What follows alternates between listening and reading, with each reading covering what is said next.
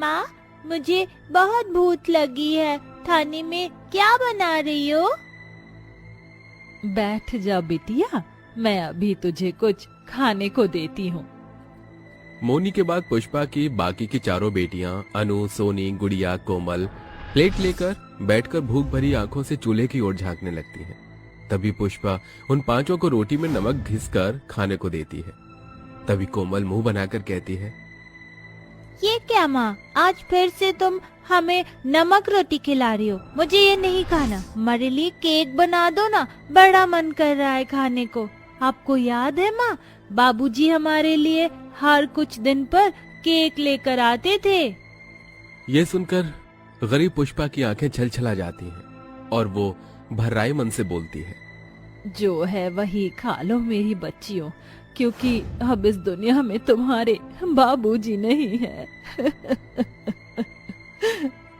अपनी गरीब माँ को रोता देखकर पुष्पा की पांचों बेटियां भी रो पड़ती हैं। माँ, मत लो ना, गुलिया दीदी, राधा दीदी, माँ क्यों रो रही है? तुम मत रो ना, मुझे केक नहीं खाना माँ। इसके बाद पुष्पा अपनी पांचों बेटियों को नमक रोटी खिलाकर सुला देती है। पर अपनी बेटियों के सो जाने के बाद वो गरीब माँ आंखों से आंसू बहते हुए बीती जिंदगी को याद करने लगती है, जब उसका परिवार एक खुशहाल परिवार हुआ करता था। माँ, बाबूजी केक लेकर कब आएंगे? बाबूजी आते ही होंगे राधा, बस थोड़ी देर और। आते नहीं होंगे बाबूजी, आ गए, वो भी अपनी प्यारी बिटिया रानी के लिए उसके मनपसंद का चॉकलेट केक लेकर। चलो राधा दीदी, अब आप जल्दी से केक काटो, फिर हम सभी मिलकर भरपेट केक खाएंगे। मोहन और पुष्पा अपने हाथों से अपनी बेटी राधा का केक कटवाते हैं। मोहन बहुत ही बढ़िया केक बनाता था। वो केक की एक दुकान पर काम करके अपना परिवार पाल रहा था। फिर एक दिन, जी क्या बात है, पिछले 2 दिनों से आप इतनी देर से आ रहे हैं। पुष्पा, क्रिसमस आने को है ना, इन दोनों केक की डिमांड बढ़ गई है और फिर नया साल भी आने वाला है, इसीलिए कुछ दिन देर से ही आ पाऊंगा। ठीक है जी, पर आजकल बड़ी कड़कड़ाती ठंड है, दिन रात कोहरा छाए रहता है, 5-6 बजते ही इतनी धुंध छा जा रही है, जरा ध्यान से आना। उस वक्त पुष्पा की जुबान पर जैसे सरस्वती सवार थी। उसके मन का डर आखिरकार सच हो गया। एक रात जब मोहन घर लौट रहा था, तभी कोहरे की वजह से उसे सड़क से आई गाड़ी दिखाई नहीं देती और वो उसे मार कर चली जाती है, जिसके बाद उसकी मौत हो जाती है। मोहन के जाने के बाद पुष्पा और उसकी पांचों बेटियों पर जैसे दुखों का पहाड़ टूट पड़ता है। उनके घर में खाने के लाले पड़ जाते हैं। तब से पुष्पा गांव के खेतों में बनिहारी करके अपनी बच्चियों को पाल रही थी। जी आप मुझे और हमारी बच्चियों को इस तरह से छोड़कर क्यों चले गए? पता है हमारी बेटियां केक खाने के लिए कितना तरसती हैं, और मैं इस गरीबी में उन्हें केक तो क्या 2 वक्त की रोटी भी ढंग से नहीं खिला पा रही हूँ। रोज की तरह पुष्पा उस कड़कड़ाती ठंड में भी सुबह के 5 बजते ही बिछौना छोड़कर घर द्वार बाहर आने लगती है। तभी आंगन में झाड़ू लगाते वक्त ठंडी बर्फीली हवा उसकी फटी पुरानी साड़ी से अंदर उसकी रूह तक को सहरा रही थी। आज तो बड़ी ठंड है, ये बर्फीली हवा तो तीर की तरह हड्डियों में चुभ रही है। तभी अचानक पुष्पा की झोपड़ी का दरवाजा हवा से टूटकर गिर जाता है और बर्फीली हवा सीधे अंदर जमीन पर सो रही उसकी बच्चियों को कपाने लगती है। अरे ये दरवाजा कैसे टूट गया? अब तो और ठंड लग रही है, स्वेटर भी नहीं है।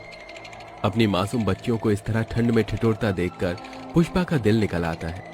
तभी वो देखती है कि उसके पड़ोसी अनाज की बोरियों को जलाकर आग ताप रहे होते हैं।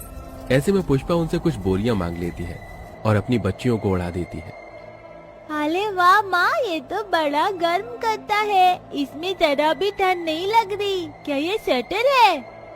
हाँ मेरी बच्चियों, ये बोरा स्वेटर ही हम गरीबों के लिए स्वेटर है। बेचारी अपनी बच्चियों की फिक्र में भरी वो गरीब माँ खुद एक फटी पुरानी झीनी साड़ी में कांपते ठिठुरते खेत में आती है, जहाँ खेत का मालिक जमुना दास उसे बहुत झाड़ता है।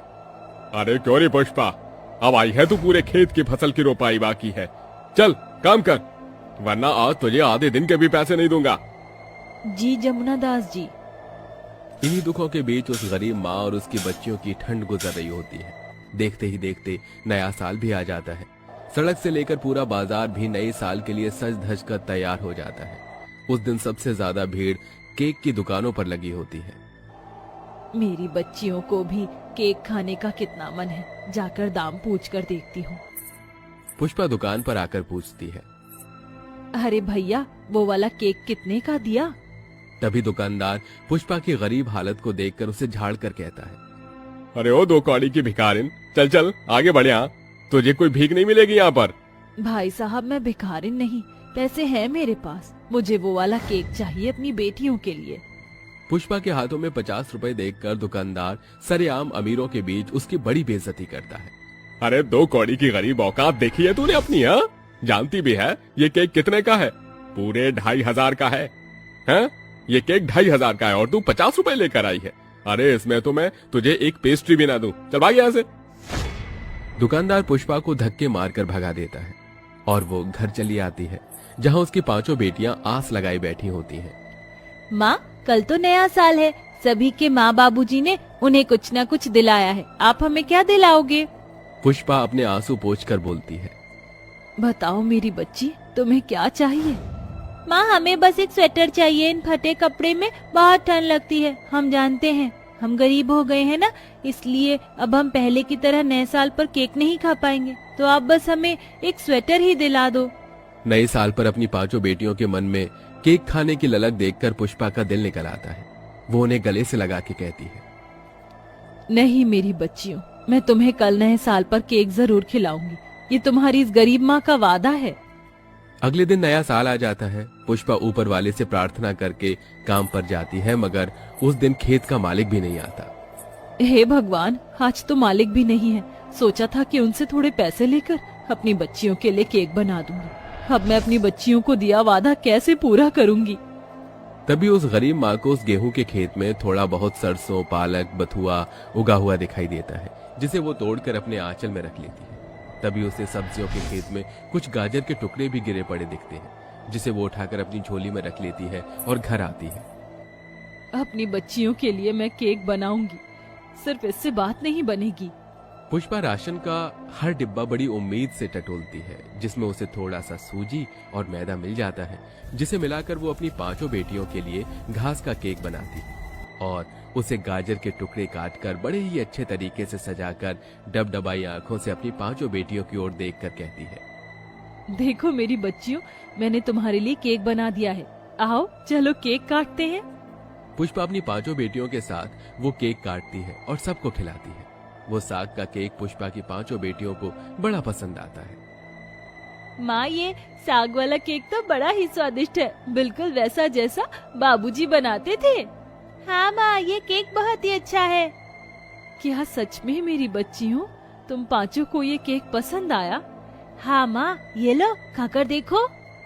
पुष्पा को भी वो केक बहुत पसंद आता है। तभी राधा कहती है, माँ, आपने कितना स्वादिष्ट केक बनाया है। अगर हम यही वाला केक बनाकर बेचे तो उससे हमारी खूब कमाई होगी। पुष्पा की बेटी उसको कमाई का रास्ता दिखा देती है, जिसके बाद पुष्पा घास के केक के नाम से एक रेडी लगाती है और तरह तरह का साग वाला केक बनाकर बेचने लगती है, जिससे अब धीरे धीरे उसके हालात ठीक हो जाते हैं।